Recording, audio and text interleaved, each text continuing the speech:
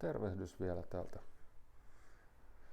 täältä Suomen maalta, niin vielä tämmönen viesti kaikille meille suomalaisille olisi se, että meidän ehkä kannattaisi pitää vähän enemmän yhtä täällä näin. Tämä media saa meidät tappeleen tai yrittää saada meidät tappeleen keskenään, mikä ei ole hirveän hyvä asia mun mielestä, ja poistakaa kaikki tulehtuneet ihmiset elämästä, niin se auttaa tosi paljon. Tämä tosi paljon rauhoittaa kummasti ja selkeyttää ajatuksen juoksua kummasti, niin se on aika kiva homma. Ja oli sitten oikealla tai vasemmalla, niin kumpaakin tahoa pitäisi terve järki kiinnostaa kuitenkin. Mä tiedän, että kiinnostaa, niin en usko, että se olisi hävinnyt mihinkään tässä vuosien varrella.